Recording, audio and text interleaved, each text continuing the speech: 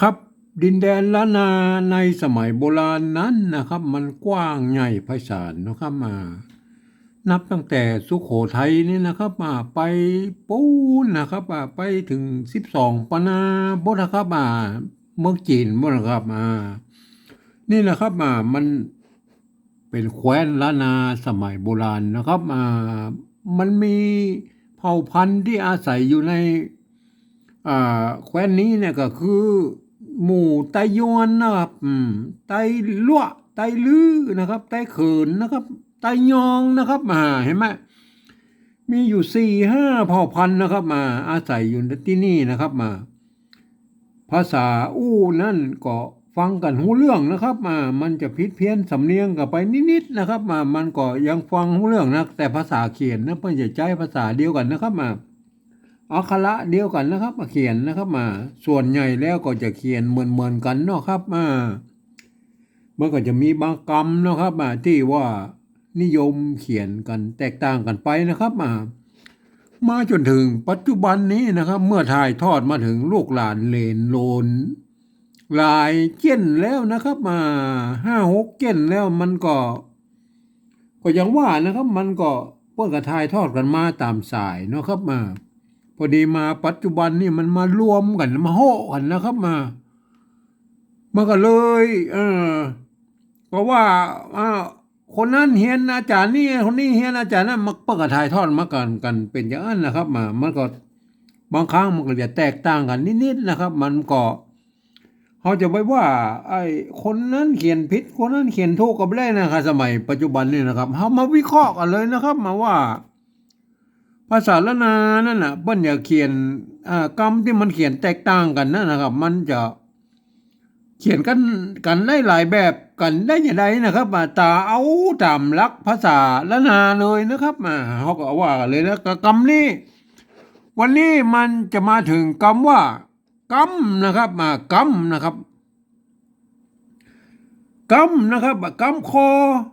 กำไม้งามกำมะม่วงมากำอย่างนี้นะแปลว่ากำนะกำว่ากำนะครับเสียงตีนะครับตัวกะตัวใจตัวกะนะครับเสียงตีในภาษาละนาเมื่อจะต้องใช้ตัวกะนะครับกะนะครับไม่กำนะครับไม่กำไม่กำแล้วก็ใส่ไม้ใส่ไม้ขอดจ้างนะครับไม้ขอดจ้างนะครับไม้ขอดจ้างนะครับ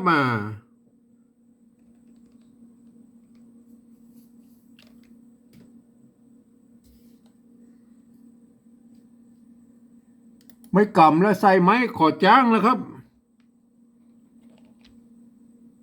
อย่างนี้นะครับเห็นไหมเนี่ยกำนะครับตัวกะนะครับเห็นไหมอันนี้ตัวกะนะครับตัวกอเนี่ยภาษา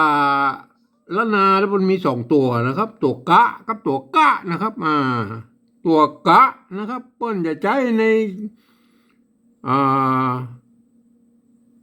เสียงเอกนะครับเสียงโทเมืองนะครับโทพิเศษนะครับแล้วก็เสียงจัตวานะครับตัวกะเนี่ยนะมันจะใช้เสียงสามัญนะครับเสียงโทเสียงโทปกตินะครับแล้วก็เสียงตีนะครับเห็นไหมมันแบ่งกันแบ่งกันอย่างละสามเสียงนะครับเพราะฉะนั้นมันก็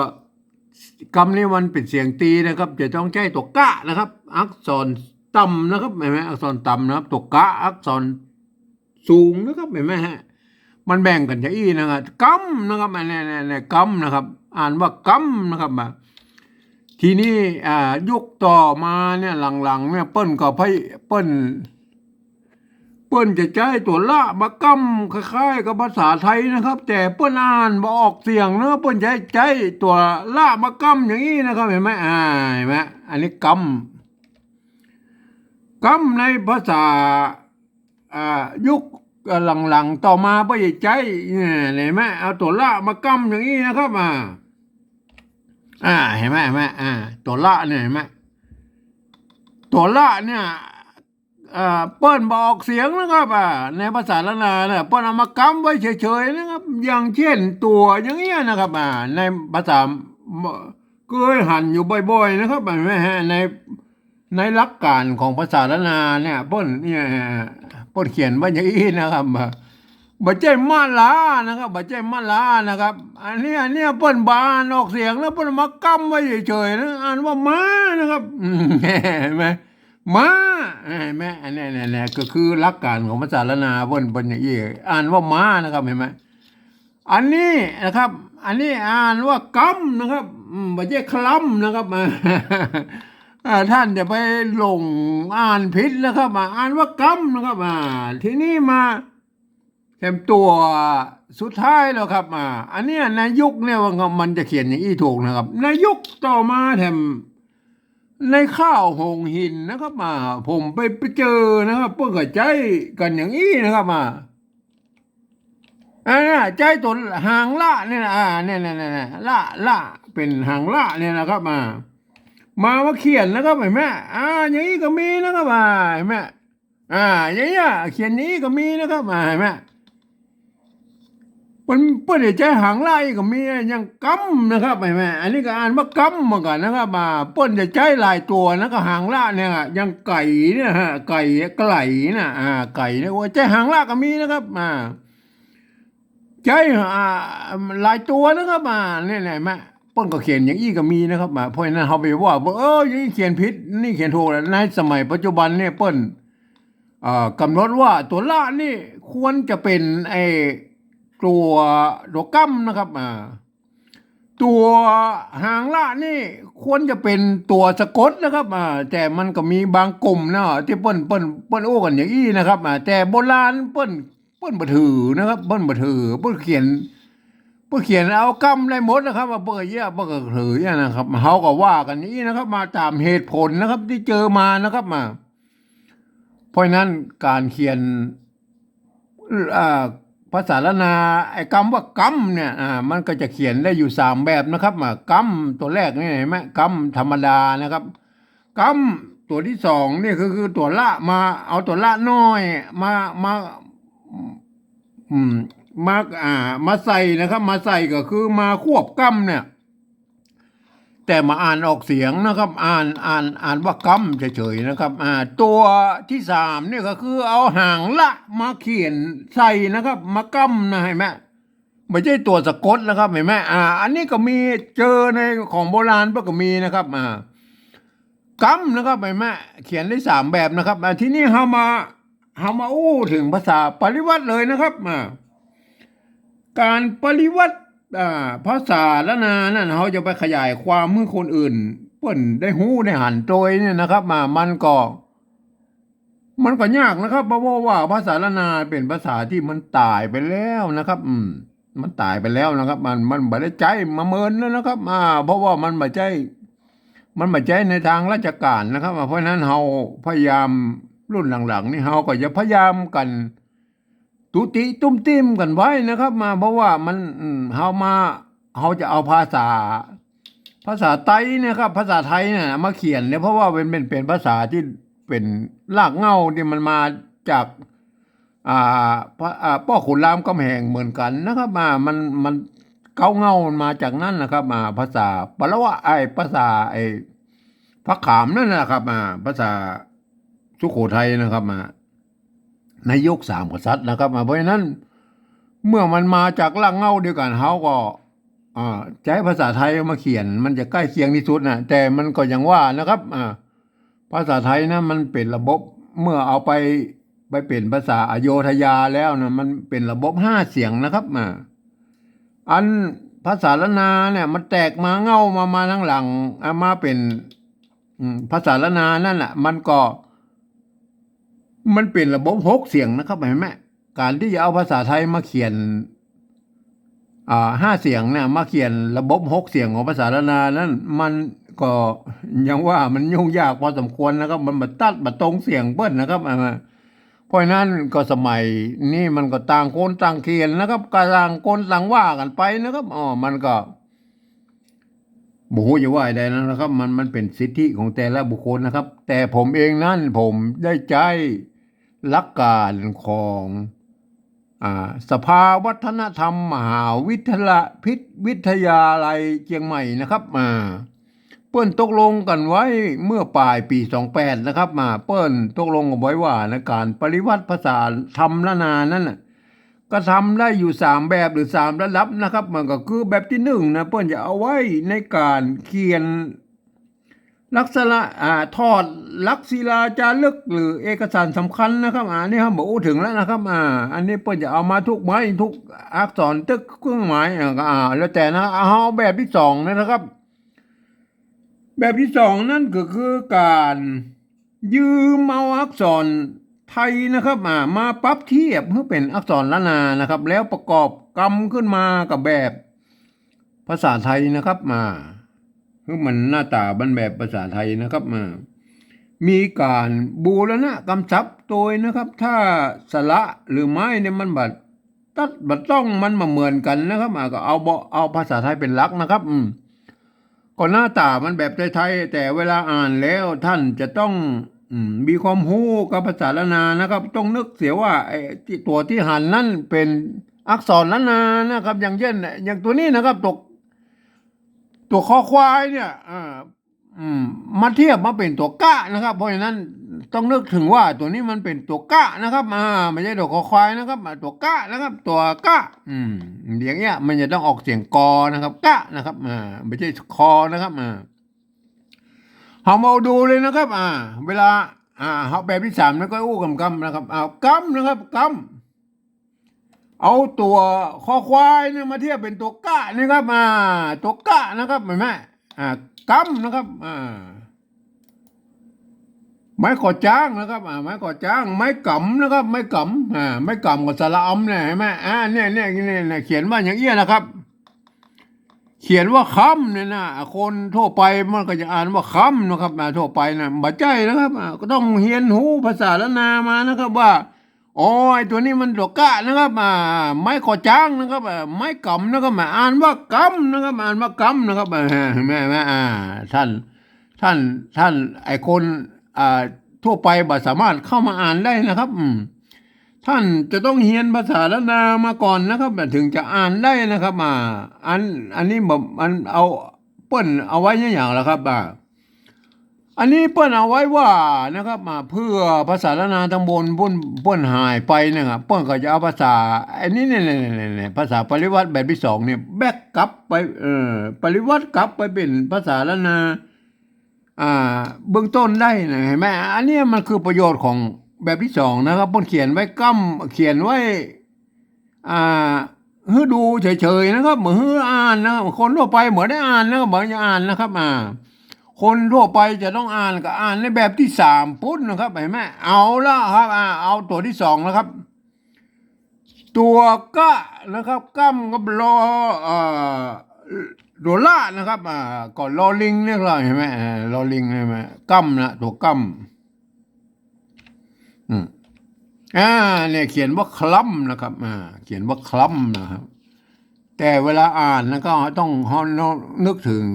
เป็นภาษาละนานะครับตัวกะนะตัวละนะครับภาษาละนาเนี่ยเพิ่นเอามาเขียนกั้มไว้เฉยเพิ่นมาอ่านออกเสียงนะครับมันก็อ่านว่ากัมนะเต้าอันบนเต้าอันแรกเลยนะอ่านว่ากัมนะครับอ่านเต้ากันนะครับอ่านเต้ากันแล้วเขียนต่างกันนะแต่อ่านเต้ากันแล้วกัมนะครับแม่กัมนะครับเห็นไหมเข้าใจไว้เลยนะครับอันตัวที่3นะครับตัวที่3ของตัวกะหางละนั่นก็คือในโบราณเปิ้นบ่ถือครับจะเป็นหางละหรือละน้อยก็สุดแล้วแต่นั่นก็คือตัวละนั่นนะครับมากัมไว้เฉยๆนะครับก็เต้ากันนะครับเต้าก็ตัวที่2นี่แล้วครับเห็นไหมเขียนว่าคลัมนะครับแต่อ่านจริงๆแล้วต้องคนหูภาษาละนานะครับอ่านว่ากัมนะครับอ่านว่ากัมเฉยๆนะครับอ่านว่ากัมนะครับเนี่ยอันนี้โปรดเข้าใจไว้เลยนะทีนี้เฮามาอู้ถึงแบบที่3แล้วครับการแบบที่3นั้นนะครับแบบที่3นั้นจะต้องเอาฟังนะครับหลักการก็คือ ฟังภาษาละนาที่เปิ้นเปล่งเสียงออกมานะครับก็คือเสียงกระมู้นั่นแหละครับเปิ้นว่าจะได้ก็เอาภาษาไทยเขียนไปจะนั้นนะครับเห็นไหมเอาฟังเลยนะครับกำนะครับเขาฟังเสียงเขามันต้องพอไอ้แบบที่สองแบบตั้งบนมันก็ได้ฟังนะครับกำกำก็ดอกอไก่เขียนนะครับแม่ดอกอนะครับภาษาไทยเปิ้นมีตัวกอตัวเดียวนะครับตัวกอเนี่ยกำนะครับกำนะครับอันนี้ได้ยังกำอันนี้มันกำนะครับเห็นไหมกำกอเนี่ยเป็นภาษาเป็นอักษรกลางในภาษาไทยนะครับกำใส่ไม่เอกนะครับใส่ไม่เอกก็กำนะครับกำนะครับใส่ไม่เอกนะครับกำเสียงเอกนะครับแม่เสียงเอกกำนะครับกำใส่ไม่โทแล้วครับใส่ไม่โทกำนะครับใส่ไม่กำนั่นไงอะไรครับใส่ไม่ตีครับใส่ไม่ตีกำได้อะไรมาได้อะไรกำเห็นไหมกำอันเนี้ยเต้าอ่านเต้าไอแบบที่สองนี่คือก็อ่านว่ากำนะครับเห็นไหมอันนี้ก็อ่านว่ากำนะครับหลักการของแบบที่สองนั่นคือเอาหลักการของภาษาละนาอ่านนะครับคือตัวกะนะครับไม่ขอจ้างไม่กำนะอ่านว่ากำนะครับอันล่างอันลุ่มนี้คือต้องเขียนด้วยภาษาไทยนะครับ ต้องอ่านเอาหลักการของภาษาไทยมาอ่านนะครับไม่ใช่เอาภาษาละนานะครับมาคนละหลักการนะครับ ต้องหันว่าเป็นกอไก่นะครับไม่ตีนะครับไม่สระสระอำนะครับแม่อ่านว่ากำนะครับอ่านว่ากำนะครับแม่อันแบบที่สองแล้วครับแบบที่สองเขาก็บอกอันแบบไอตัวที่สองนี่เขาก็ฟังเอาเหมือนกันนะครับเขาก็ใส่ใบเขียนใบตามภาษาไทยบนเขียนนะครับก็เขียนกำเนี่ยกำเหมือนกันนะครับแบบตัวที่สามแล้วตัวที่สามก็เต้ากันนะครับมันได้ยินเสียงกำแล้วมันอันภาษาไทยบนเขียนได้เจ้ายี่แล้วครับกำเนี่ยเห็นไหมมันมีดิ้นนะครับมันมีดิ้นนะครับ ภาษาไทยอ่านว่ากำนะครับกำน่ะมันสามตัวนี่เหมือนกันเลยนะก็แล้วแต่นะครับอันแบบที่สองนั่นมันก็ผิดเพี้ยนกันไปหน่อยนะครับก็คือเอาเฮาเทียบมาตามไอ้กรรมที่ภาษาละนาพ่นมีอยู่บนพุ่นนะครับเห็นไหมเขาเทียบมานะครับเห็นไหมเขาเทียบมาเมื่อบนอยู่บนนะอันที่บนมีตัวละเนี่ยเขาก็มาใส่ตัวละแล้วครับอันที่บนมีตัวละเนี่ยเงาบนมีตัวละเขาก็ใส่ขึ้นเพิ่นหน่อยนะครับเห็นไหมเขียนว่าคำนะคล้ำนะครับคล้ำแต่เวลาอ่านนะมันต้องอ่านว่ากำเนี่ยอ่านว่ากำนะครับเห็นไหมอันภาษาละนาตำบลเพิ่นมีปัญหาอย่างครับถึงแม้จะเขียนต่างกันตามนิยมชมชอบของแต่ละเผ่าพันธุ์นะครับในภาษาในละนานี้นะมันแต่เพิ่นก็อ่านเสียงตีเหมือนกันนะกำเห็นไหมกำอันนี้เขาโอ้ถึงสำเนียงของไต้ยวนเชียงใหม่นะครับถ้าเป็นไต้ลื้อไต้คืนไต้อย่างเปิ้นก็อาจจะเพี้ยนไปทำนะครับเสียงตีเนี่ยครับเวลากำนะครับถ้าเจ้ายองมันว่ากำนี่ไม่ไหวเลยนะกำมากำกูกำมันเสียงมันเบี้ยวไปหมดนะครับมันก็เขียนเหมือนกันนะแต่เวลาสิอ่านเสียงมันก็จะอ่านผิดเพี้ยนกันนะครับก็เขาบอกว่ากันละแต่พวกก็เขียนเหมือนกันเนี่ยแหละครับวันนี้ต้องเขียนเหมือนกันเนี่ยครับครับวันนี้ผมก็ขอบรรยายเพียงแค่นี้นะครับ